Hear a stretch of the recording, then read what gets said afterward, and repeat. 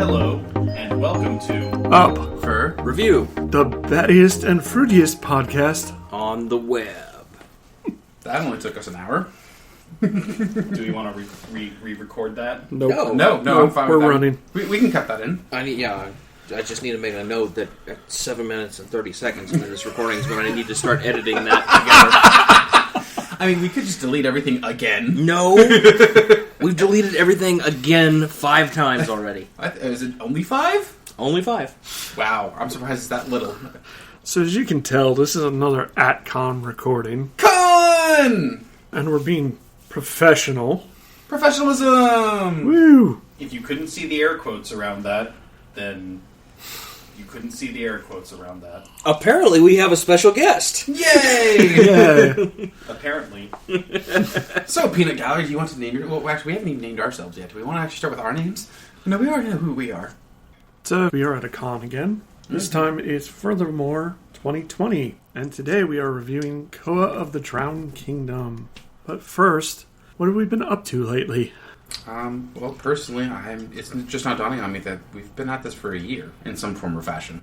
That's about right. Yeah. It has, because we reviewed Inhuman Acts a year ago, at least, no, I think we might have done that online. Well, we reviewed a story that no one except a certain Aussie dog will actually know about as a kind of like beta episode. But yeah.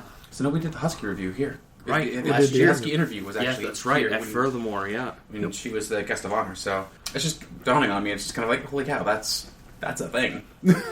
3 books a year. Let's see if we can do better next. We will work on that, I promise. Oh, yeah, no, that's also not a dig on anyone here. It's just life sucks sometimes. No, I know you guys hate me. That's fine. You know what? I'm going to throw something at you. Because I actually can. Okay, so for everyone out there, there is something you need to be aware of. Something very important. That no one likes Mug. Or at least that's what he thinks all the time. No. You heard it here? He's lying whenever he says X doesn't like me. We now have it on recording. It is now fact. So, if you're driving a truck to Furthermore, the hotel will tell you they have parking for you. They are liars. Do not listen to them.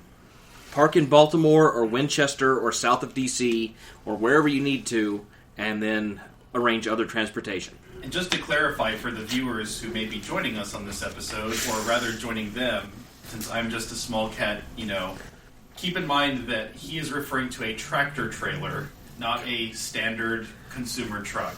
13 feet, 6 inches high, 20 feet long, which I told the parking attendants. Inches? That doesn't sound like a very big... Did you drive a micro machine or something? 13 feet, 6 inches, 13 and a half feet tall. Okay, I just was 13 feet, 6 inches. I'm like, wait... Do you drive how do you drive? Do you just go around the country in a remote control car or something? Oh, no, my eyes are 10 feet off the ground anytime I'm in that thing. Back to... So, yeah, what have we... So the last time we were in a room together was Anthropomorphic 2019? We're not doing what we've been writing since Anthrocon, are we? Because, I'd just say what's more recent, because I kept going over... Well, the last time we recorded was an interview with Tim Sussman coming soon. And that was end of August. So what have you been doing since the end of August? Attempting to write, hiding from a novel, applying for a writing retreat to not hide from my novel. Still waiting to hear how my proposal gets torn apart. Looking forward to that, actually, but maybe I'm a little masochistic? I don't know. Oh, and we also haven't introduced ourselves. That was TJ's writing progress, by the by. As for me, I'm Mog. I'm a Moogle. I do Moogle things. I have done pretty much nothing except apply for the same writing retreat and failed to submit to Fang. I mean, I had that update in the last episode. That failure resulted in a novel that I'm also now working on, so I'm up to 5 in total that I'm working on. I'm JD. I don't remember what is time even. Wibbly wobbly timey-wimey ball stuff. I have to say, I got into Fang 10 because I have to. Oh, right, that was a thing. Oh, right, you had an extra thing. Go with your extra thing, please. I have so many extra things. Anyway, since we last got together, I have had stories accepted into Fang 10 and the Furthermore Con charity anthology, which we'll probably be picking up in a little while to benefit the ALS Association, boldly going forward. And somebody... and probably multiple somebodies actually nominated my story from Fang 10 for a Kyoto Award. I'm one of 3 stories nominated for that, so That's still a bit surreal. Nevertheless. I didn't see who's up for Coyotes this year. For the short stories. I know stories. JD, obviously. JD is spar for his, not Inhumanized, for his New Tibet. New Tibet story. Okay. And somebody in Jackal that came in from the cold that I do not know. Okay. No offense, person. We just don't know you. Sorry. I'm afraid. Moving on. Unless our guest wants to tell us what they've been up to. Yes, guest, please. Peanut Gallery. What have you been up to, small cat? Well, I actually recently got back from Furry Fiesta, which I also staff, and mostly just been doing a bunch of stuff with the Association for the Promotion of Anthropomorphic Writing, which is a federally recognized nonprofit organization that is designed and was started to help furry writers network and learn and generally educate themselves and others in the community, and also to do some promotion and outreach of folks, you know, to make people kind of see, hey, this is furry writing, this is why it's different, this is how it's different, and this is why it's important. So, you know, most of that has been a lot of back office stuff, but we do have the workshop, which is upcoming in June, and so we're super excited about having the 5th class of people to show up, and then we also have our first ever alumni RAR session, which is called RERAR, which a bunch of people on this podcast are applicants for, or possible applicants for, as I stare at JD. Yeah, I gotta finish that. But yeah, so mostly been pretty busy, haven't done a whole lot of writing, been toying around with a piece for Fang 11, but I don't know if I'm going to get it finished at this point, so... I gotta finish that too. We've promoted APAW and RAR a couple times in the last recent podcast, you may have noticed. There's a reason for that. It is an extremely good program, and we do highly recommend that you apply if you are interested in furthering your furry writing. I mean, all 3 of us are alumni from it. Class 2 with myself, Mog is 3, you thief, you stealing my critique form, and Class 4, which did their own thing. You did not steal the awesome form, I am sad. I didn't know there was a form. I basically BS'd one. It's the one that I always share with y'all. And someone's like, I like this. Hey, TJ, can you send it to me? I'm like, sure, why? So I can share it with the rest of my class. We use this going forward. I'm like, oh. Okay, thief. I will be assisting Serval as a facilitator at RAR 5. I was going to say that doesn't have to be worked out. Yeah. I mean, if you want to make it an official announcement, that's fine. Have you signed the paperwork?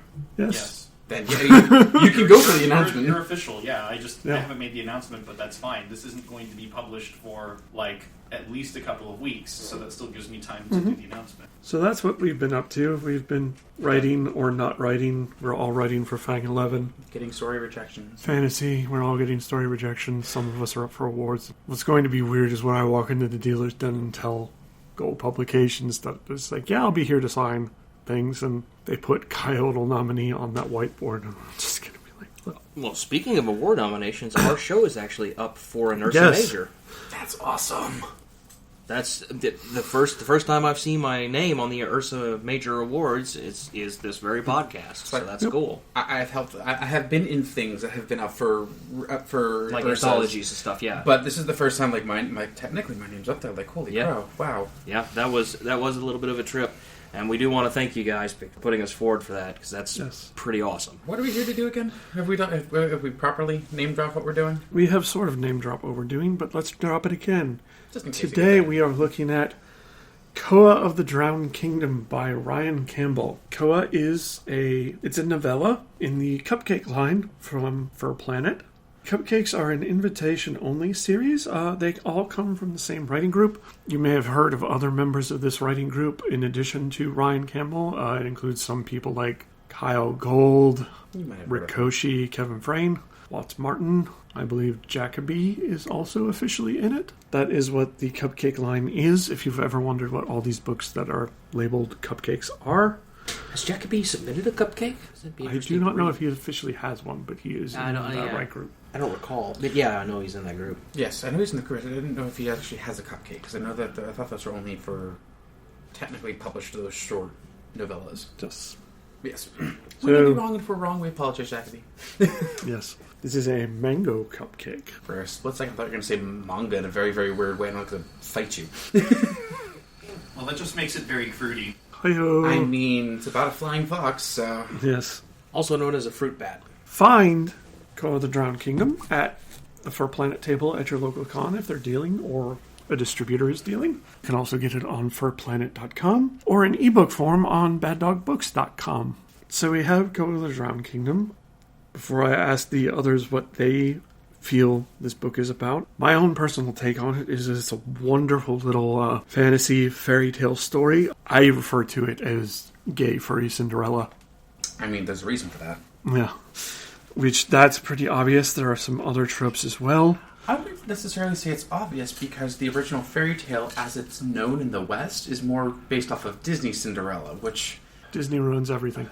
Disney augments from the original source material so hard that if you don't know the source material, you're going to think, what is this? You're trying to do what Disney did, but not. Obviously, our main character is Koa.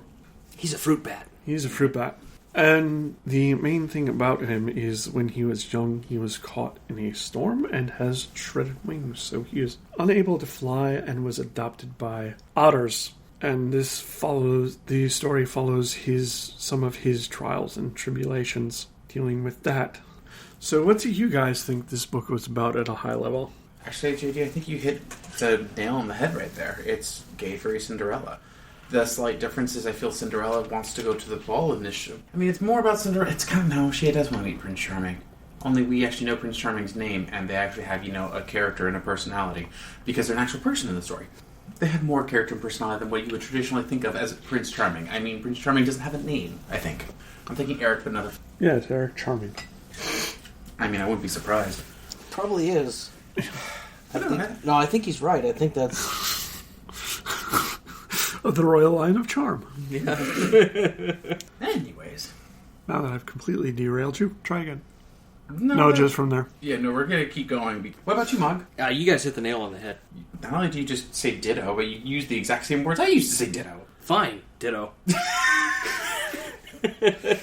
No, it was. It feels like a more young adult audience, more young adult geared book, and in that regards, I think it did exceedingly well as far as YA, LGBTQ+ community YA books. I think this is like a really good thing to show anyone in that age range that would enjoy a fantasy story like this. The Cinderella analogy's been thrown around. There are some more original aspects to it, I believe. Definitely. I mean, especially with the antagonist. I mean, it's inspired by Cinderella. It's not Cinderella exactly. Right. So it's not going to be like a carbon copy, and it's definitely not Disney. Definitely Cinderella. not Disney. So Nope. it's more Don Bluth than Disney, I would say. Indeed. So, since we've mentioned that we were all RAR alumni, this was actually the book I read on the way to RAR, mostly because I hadn't read anything by Ryan at that point and wanted to get a feel for what he was all about. Yeah, I read it on the plane to RAR, which I am not a good flyer. This is essentially the first time I'd been on a plane since I was a child. Yeah, your wings don't work too well out in. I know, dragon who was afraid to fly. My real wings are made of foam, unfortunately. But they are very stiff. You could probably Poke get an eye some lift.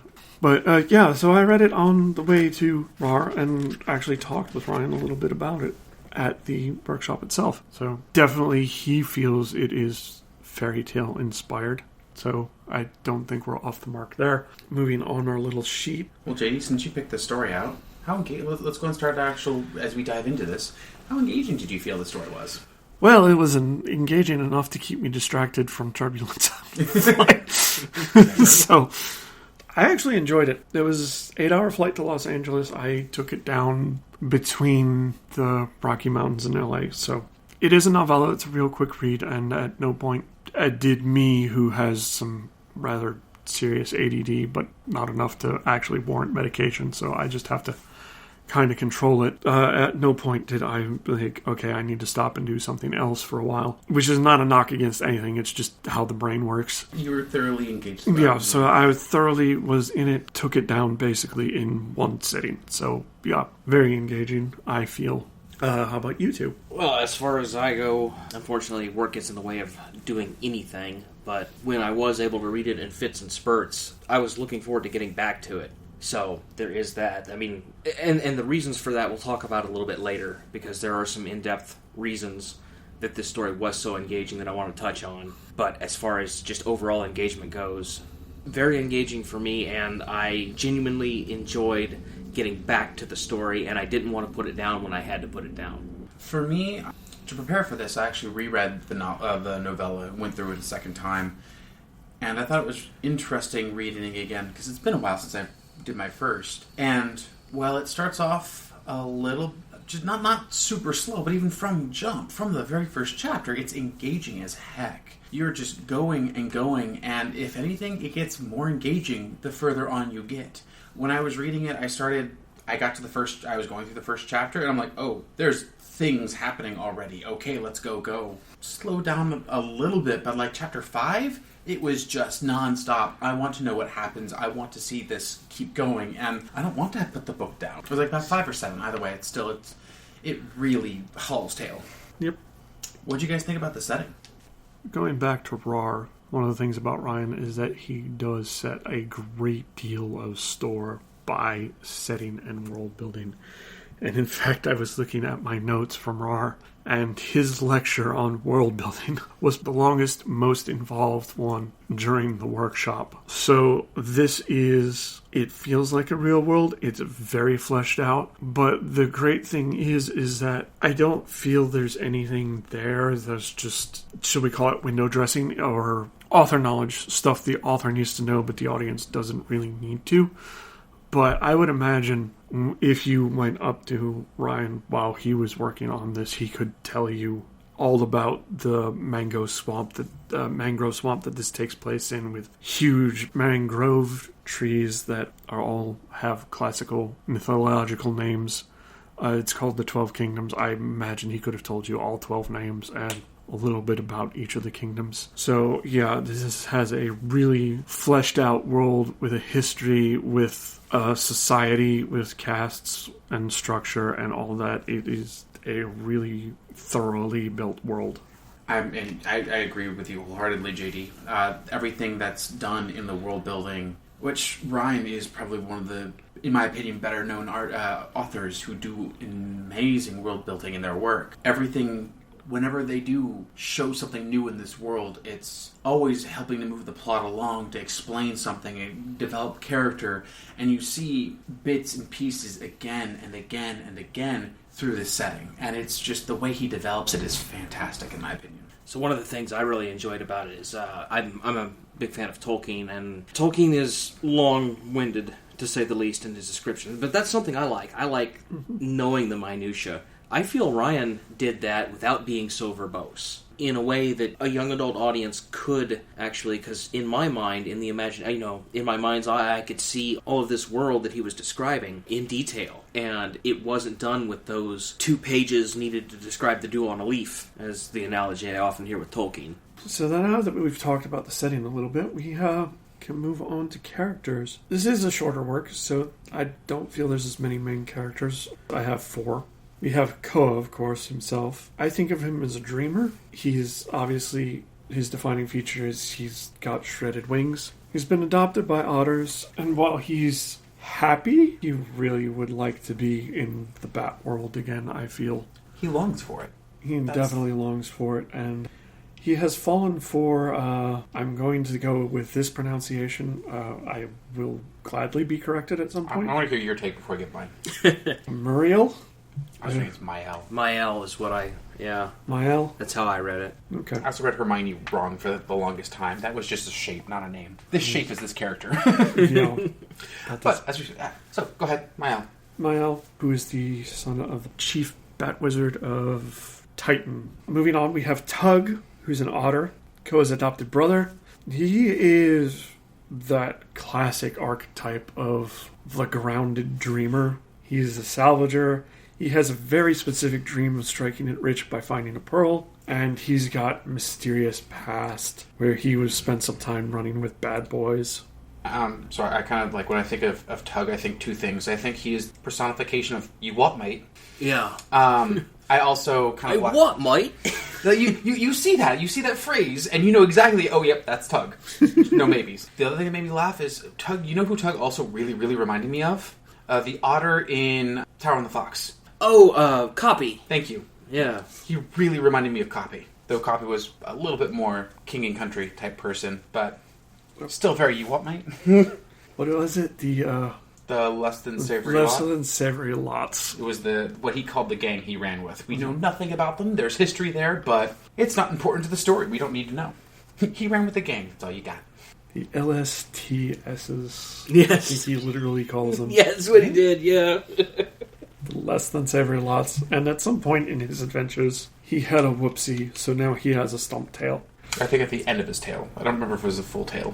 Yeah, the artist's depiction in the book, the book, by the way, has Illustrations yes. by Cooner, I believe? And my only real criticism of them is I don't feel it really captured Tug's stumped tail. Yes, just literally flipping to an illustration, it looks like Tug has a full tail. But that happens. Not going to hold it against him. The art is actually quite lovely. The art is good. Yes.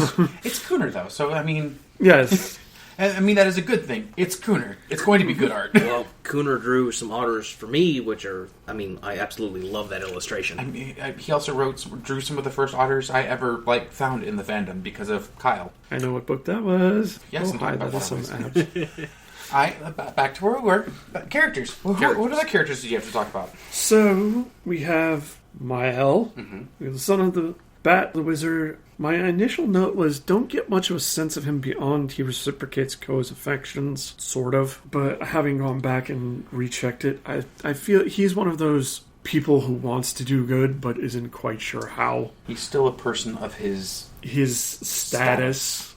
Which So, that doesn't come out until a little bit later, but... yeah. So he has ideas and wants to make the world a better place, but because he's been a little bit insulated from the realities of life, he's not quite got a good grasp on how to do it. He's a dreamer in his own right. He wants better for those in the toes of Titan, but doesn't realize that better for them isn't the better he idealizes for them. But that's also perception, and that's going to vary from person to person anyways, based off what you're used to. And then finally in my notes we have another one who we're probably going to have clashing enunciations. I'm going to go with Rudark.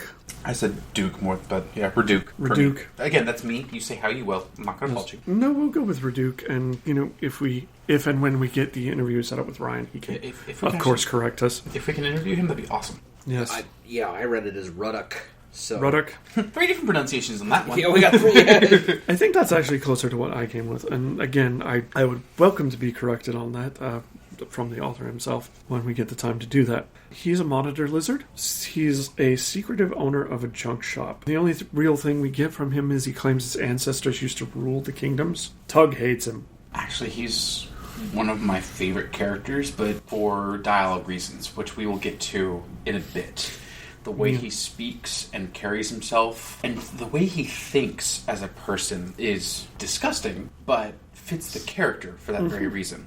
He is a very classic archetype, which, this is probably a slight spoiler, but he fits the dishonest miller archetype to a T. And one of the things that drives the plot forward is you find out he has access to magic and enchantments, despite the world being set up that these are things that really only the bats have access to. Flying foxes who live up in the crown of the kingdoms. And then we get minor characters like the rest of Tug's family. He has 13 other brothers and sisters plus his parents. We don't get too awful much on them. He has some small interactions with his father and with his mother and with one of his younger sisters, but we don't get too much on them. We just get the sense that they're a very tight-knit family. That's also what I liked about Chapter 4, though, is if we were talking characters, I would call his family. Yes, they're technically 16 individual people, but his family in and of themselves are still individual characters. Yes. And even though we only really get Chapter 4 with all of them, you get them for that hot second, and Ryan's still like, no, these are important characteristics for this character, and I'm going to bring them forward very hard. And I don't feel this is too much of a spoiler to say. They're sitting around a dinner table, which I think is, back to setting, I think that's actually a great setting for developing a character of a family. Actually, the way one of my favorite things about that scene specifically is the way their youngest sister is like explaining that the character is gay and that no one cares. Yeah, it's adorably innocent. It's one of those This is Yes. kind of cringeworthy because It is. everyone likes girls except for Koa, and that's fine. He likes boys instead. Like, yes, we know that, honey, but Yes, it's like all of us, I think all of us recording here are on the LGBT spectrum. So we're like rolling our eyes, but at the same time it's like, yes, normalize it.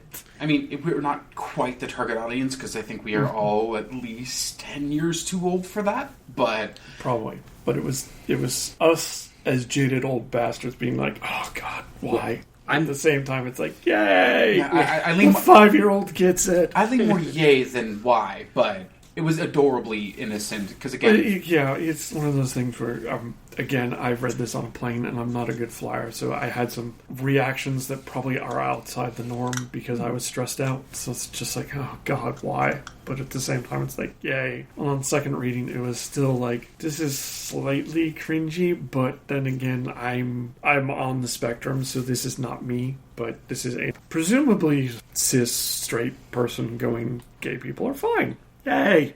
I'm not going to make a 5-year-old make up their mind. But and then we get characters that show up briefly. I've completely forgotten the other bat's name, who was a complete and utter douchebag to Koa in chapter 2. But they're doesn't matter. Honestly, basically their function was there to be the douchebag. Yeah, we've hit the important 5 characters that I would want to talk about. The one that Tug got in a fight with. Yeah. Yep. So that's the characters. Moving on, our list of things to cover. Descriptions. How did you guys feel the descriptions went in this book? I actually personally feel a lot of the descriptions were covered in our setting topics. Yes. Because a lot of the descriptions that really stood out to me were describing the trees and the worlds that they live in and how different the toes, the arms, the crown, and everything that goes into detail. The ball was gorgeous to read the first time. And I remember being entranced with Ryan's words as he just goes into this lovingly just detailed description of, holy cow, this is awe-inspiring. And the fireflies. I mean, it's called the Firefly Ball. Spoiler, there are fireflies there.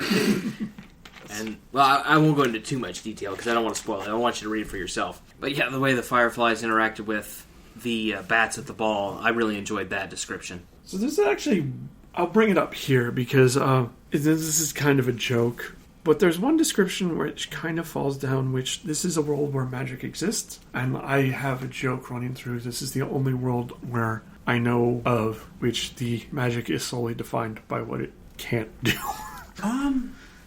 I have not read enough fantasy for that myself. I don't think it's bad.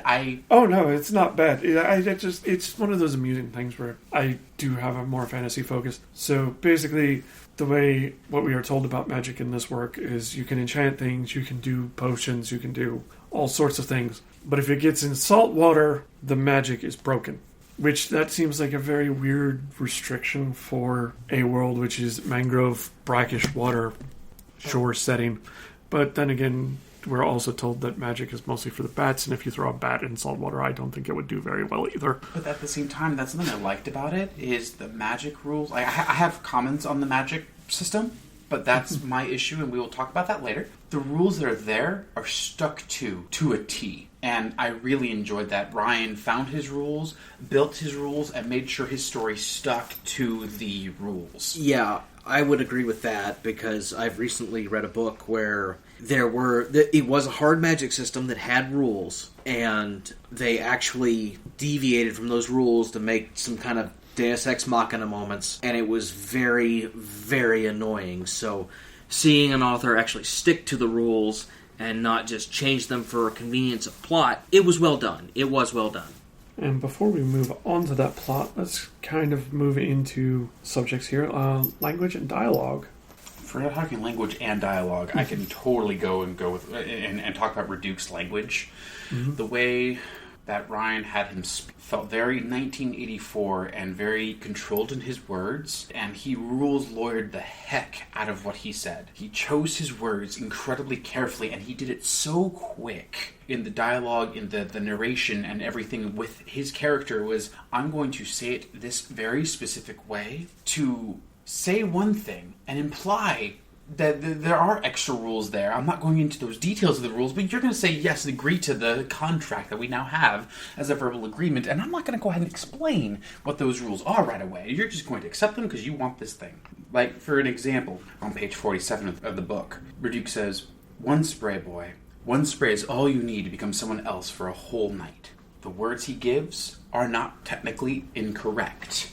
And Reduke is the king of technically correct is the best kind of correct. Because again, you don't actually figure out what the potion does until pages later. He just says enough words that interest Koa and pique his interest, and it's like, I want that. Right. To where he goes out of his way, basically gets what he wants by rules lawyering his way. It's like a used car salesman. Oh my god, he is the best used car salesman in the freaking world. It's like, you want this thing, it does all these great things. Oh, here's the catch, now that I've already ensnared you. You said yes, now for the hooks that are actually here that you're going to hate. Yeah, and they all have their distinctive languages. Tug, I don't think he's as cockney as Copy was. No, he's not. But you get a little bit of that, which I guess that's an otter thing. All otters are cockney. Yes. Furry writers, take note. If you're going to write an otter, they're cockney. Yeah, I mean, that's what I've gathered from... that's what I've gathered from reading, this Tim Sussman and Ryan Campbell. Cockney otters. You what, mate? we need now to go tell Otter and other Otter they need to have a cockney accent. It's just done. This is not has to be a thing. I's right precise with my speech, I is. That was Ozarkian attempt at cockney? That was weird. Hey, I want you to leave my Ozarkian alone. Rolling into that dialogue, since we got a hint of what's going on, we can roll straight into story and plot, because as we talk about it, this is a Cinderella-inspired tale, and Ryan flat out said that he's a lot like me, where the way he starts a story is, how would something look like if I did it, which is kind of my standard operating procedure too. I've already called this gay furry Cinderella. Definitely, you can see the influences there. Main thing is character wants to get to a ball for reasons, and enchantment is offered to make that happen. There's also other elements. You have the bargain, which is you agree to something with not fully understanding the consequences. Prince Napopper, I have noted with a question mark. The unscrupulous merchant, as we've already called Rudark, pointed out that he is that dishonest miller stereotype.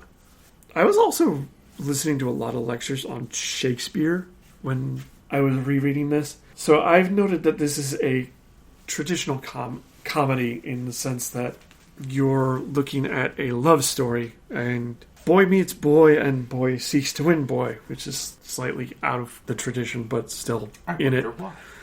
You have, and you immediately hit what they call the block to love, which is chapter 2 with Koa's treatment by the other bats for his handicap, which drives Koa to seek other alternatives, and then you have fallout, secrets, and then you just have to deal with everything that happens from there.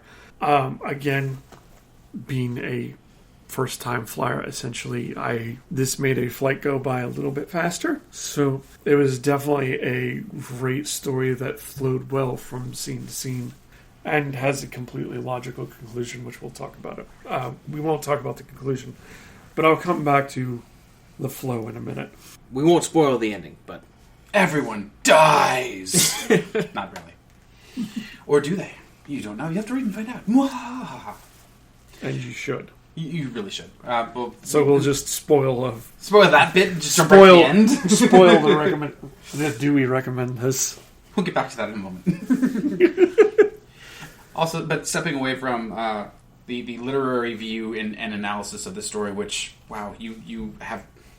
I have the smart paper in English spitting BS, and you did that better than I could have. So I have that too. I thought yours was just history. I have an English minor. That's what it is. Okay.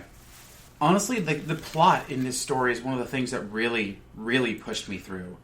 The plot specifically just engaged me and kept me going because of the choices Koa makes in this story and the things he does that he shouldn't do, and the times when you're like, why? You want to yell at him. You know what he's doing is wrong. You understand why he's doing things. And you keep turning the page because you want to see how this train wreck ends. And the story itself is fantastic and great. And just the plot is really what kept me going and kept me so engaged in the story.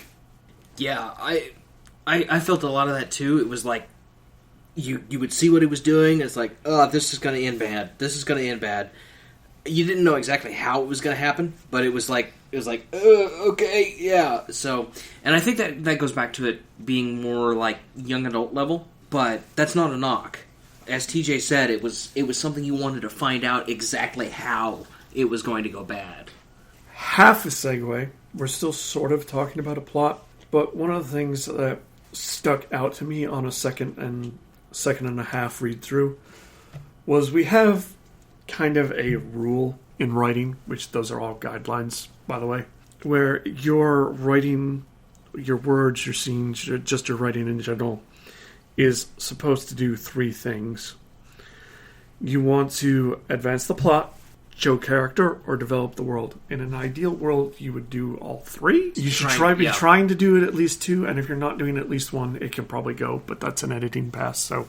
Ryan does that so well. Yes. Oh my word, yes. And the opening chapter and scene of Koa of the Drowned Kingdom is probably one of the best examples I have ever seen of nailing all three of those at once. Yeah, definitely agree. Reading it, you're going to think that because immediately you're thrown into the world, and that's the thing, is it's thrown into the world. This is not, we have to talk about what the kingdoms are and where we are and then go. We just go. The one place you're going to think it falls down is advance the plot. We'll just leave it at once you're finished and go back to it. It's not, but on your first read through, it's going to fall down there. Yeah, I would agree with that. Yeah, it does have a nice bookend in the way that works. Mm-hmm. It takes a while for it to come, but you do see where the nods are there, and well, to a couple key different points, I would say it bookends things back in. Yeah. Aside from that, what are some other things we liked about this book? I mean, I think this is probably one of the most gushy, and we've done so far. I mean, I loved how engaging the story was. I loved the setting and the world building that Ryan did. I love the language and the dialogue, especially in this story, especially with Raduk and the way that they speak. It was all, to me, super duper, really, really, really, really good, and I enjoyed a lot of that. I think, yeah. Honestly, this is probably the first one we've read. I mean, Tower and the Fox was close, but I think this is the first one we read where it's kind of universally, yeah, just read the book. Yep. Because it doesn't matter what you're into, what you like to read. This is a good story to read. Now, I will say, on the flip side of that, there is one thing that really did bother me about this book. And this is me coming from I don't do fantasy much. Because the main character doesn't do magic and just engaged with it, I wanted to know more about the rules of this world. How does the magic work? There's enough things in there that it works because I say it does. And you don't engage with it, so you don't need to know the ins and outs of how thing works. That's something that bothered me personally. I want to know more about how the magic works. Yep. And not just what it can't do or what stops it. I want to know where does the source come from and things like that. Yeah, I mean, as we kind of mentioned previously, it's like this is the only world I know of where it's like the magic is defined by what it can do. I think we did have some hints that it's unnatural magic. There's some scenes where you can feel magic flowing out of the trees. But the crown is the center of the source of magic. And they imply that it comes from the sea in some way, and that might tie back into the seawater, but I don't know. Which also makes you wonder, though, because if you remember right, the people who really sense it are strong with magic or something like that. Yeah. But the main character doesn't use it. It wasn't. Because he. As somebody who does all exclusively non-magic users except for enchanted gear, which buy my book and it's nominated for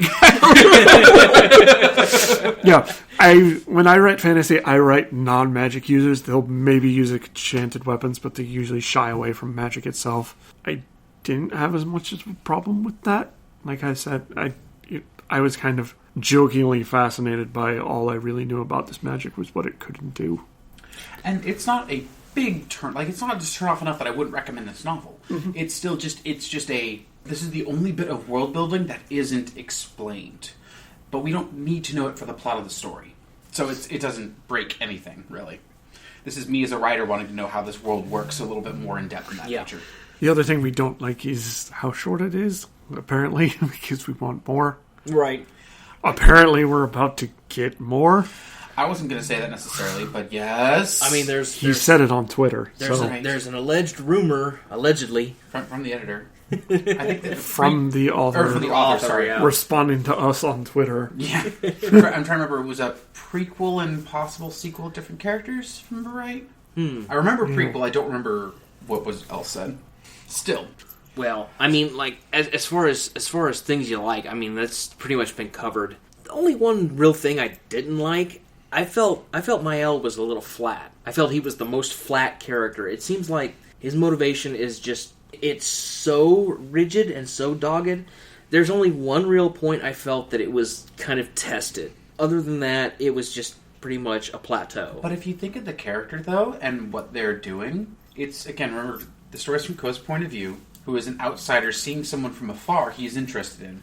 Someone who he isn't actively engaging with, but, hey, you're cute, I've heard you speak, and the things I've seen of you from afar interest me, I want to date you. The fact that all we're really getting is from 10 feet away, staring from behind a bush, or a tree, or ladder, or whatever it is, and I'm just watching you, and that makes sense, that we have a shallower character, because we only have his perception.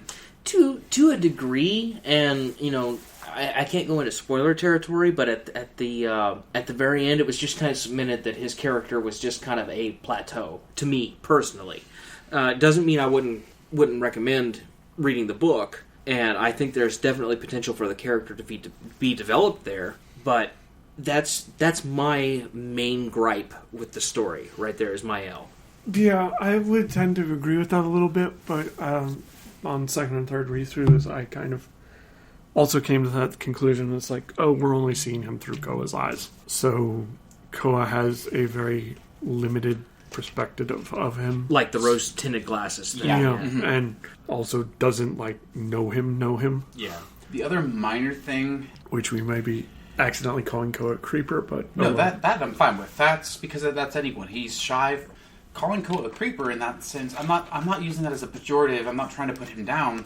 He's self-conscious about his looks and about the fact that he is a bat that isn't a bat. Mm-hmm. Right, He can't bat the best, or really at all, because of his wings. So the fact that he's over here shy and doesn't want to engage with others, like he might be actually an extrovert that wants to engage but feels social pressure not to. That doesn't bother me at all. Yeah, that was actually circling back to things we didn't like into things we liked. It's like I liked the fact that Ryan did make it so Koa obviously has a handicap and can't bat, as you put it, but it doesn't really slow him down. Oh yes, no. I mean, I agree. Because the skills he's developed because of that handicap, I'm not going to say they totally make up for the lack of flying, but they are definitely an asset. He does everything to the best of his ability with what he has. The other thing that I kind of wasn't terribly fond of is literally the last words. And it's a subtle thing. It's just the way the words end has the opportunity to just not read comfortably. It's not bad. It's open to interpretation. My issue is, depending on how you interpret that, it can read very dark. I don't think it is dark, but it has that opportunity. Because that opportunity is there, it can leave a almost sour feeling in the mouth, if that makes sense. I'm going to disagree because, I mean, I heard this complaint as we were discussing the story. It's almost like someone's making an emotion over towards me this entire time. Right, isn't saying anything instead. Right. But no, as we were discussing the story, I heard this complaint from both of you, and... No, complaint from one, I can see where they're coming from. Right. When I read the last few lines, it was like, okay, this is figurative, not literal. And I will just agree because I guess technically, and they're making fun of me, and...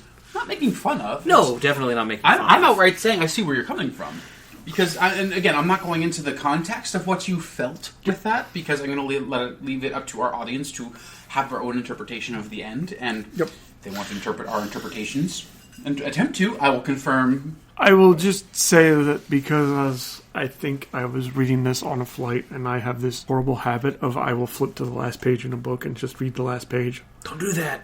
Not anything else, just the last page, so I don't really get spoilers. I came up with a somewhat different interpretation than... You were anxious and feeling kind of stressed, which caused dark readings to happen. Yeah, so that happened. I am no longer sure I believe that. But no, but as I said, I understand where you're coming from with that. Yeah, I'm not saying I couldn't see it. I mean... I disagree with that reading, but I see where you're coming from. Yeah. And again, I think also because there was that, you gave that, I have this dark feeling, I can read that. Yep. Which is why, again, it's a super duper... I think we're actually putting more words into this than we really need to, and it deserves, but it's... Let's put it this way, I also disagree with that reading. So, now that we've talked about all those things, we've already kind of said it, but let's say it officially and outright. Do we like this book? 1, 2, 3... Yes. Buy this book. Buy this book. Pick it up. Buy this book. Especially if you want a good example of world building, this has done such a great job of it. And world building with an economy of words as well. I think as an author looking at this, what I'm going to take away from it is to try to develop my skills using economy of words to develop the world. Definitely. This is a fantastic example of a well-realized world told in a quick fashion, because flipping 144 pages. Including the about the author and... No, that's... Oh, that was... Yeah, that's at the end. Mm-hmm. But yeah, no, this was fantastic read. Yes. And it starts on page 7, so... There's extra words you can cut out, or extra pages you can technically cut out, so... Still, it's... One of those extra pages has a signature on it. Ooh, shiny. You have a lot of words on yours. I don't remember. Well, because he did it at RAR. But no, it's... No, I definitely agree, wholeheartedly. May you always find the way home. Which... Yes! Yes! Which, that's a theme, if you can't tell. Yeah. Yeah, that's... I mean, and that's a consistent... I've accidentally made the rat cry. No, not quite, but it's... No, that's I'm remembering things. Yeah, and that's a consistent theme through yes. it, and it's a good. Wrapping up, we've already mentioned it, but again, Co of the Drowned Kingdom. It's a cupcake from For Planet. You can find it at the For Planet table at your local con if they're dealing, or have a distributor who's dealing. ForPlanet.com if you want it in Dead Tree format, or if you just want to kill some electrons, it is also on BadDogBooks.com. So, where can you find us? Where can they find you? I am on Twitter at Jaden Drakis with no C because I can't spell my own name. I'm currently at Furthermore 2020. You can find me here. I'm also at Furthermore 2020. And I do Google things. Yes, and I'm running the writing track, so I guess I'm here as well. At TJMind, MINDE, on Twitter. And I am at Mog_K_Moogle on Twitter, and look for Moogle things if you go there. He will save all your games, and I will not. And as a podcast, we are at Up Fur FUR Review, because we are dirty furries. Indeed. On Twitter, Telegram, we have a Discord. Links to that are on Twitter. So just go to Twitter and you can find us there. And now, I need to get these guys registered so they can actually help with the writing track. I did not TJ this con. You need to get him registered, I know, but you still got to get in line. Just because I have to go line con doesn't mean I didn't register. Jeez. But yeah, I got to get these guys badges, so... Badges! Badges! We don't need no stinking badges. So, that was Co of the Drowned Kingdom. We enjoyed it. Come for the world building and the gay furry Cinderella. Stay for the plot, because oh my god, the plot! And the fun art of a very Abby Otter in the first chapter. Those are some nice abs. Okay. So thank you, everybody. We'll see you on the air and into the table of contents. Have a good night. Bye. You gotta say goodbye. No, they could have stayed as long as I'm here. So TJ's not gonna say goodbye. Bye, folks!